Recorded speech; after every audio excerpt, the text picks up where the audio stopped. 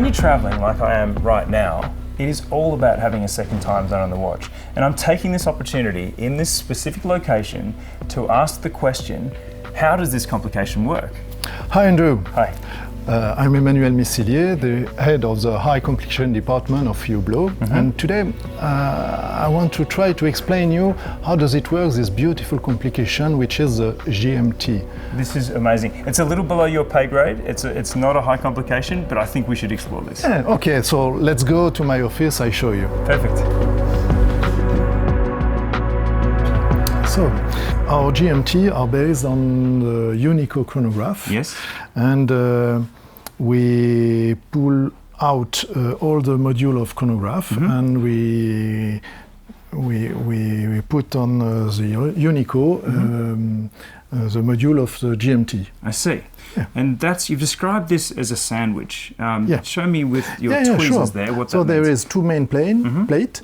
So this one is the upper plate, and on this plate we add some gears, some wheels, and some very thin wire.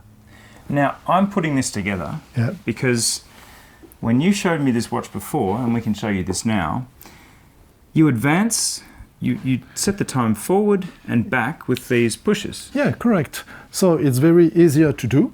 You don't have to pull the crown on a special position. You just correct the time, the hour, the end of the hour with the pushers. Perfect. And then, of course, getting back down to what you were just saying, this activates these wires, and we are able to change the time with one click.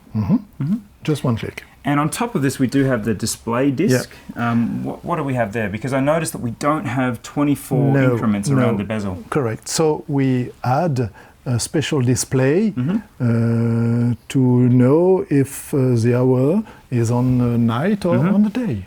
Quite simple. Quite simple. Well, I'm pleased because it is late in the day and you've had us here all day, so thank you very much. Thank you, Andrew. I'm going to get on a coming. plane and I thank you for your explanations today. All right. See you another time. Okay.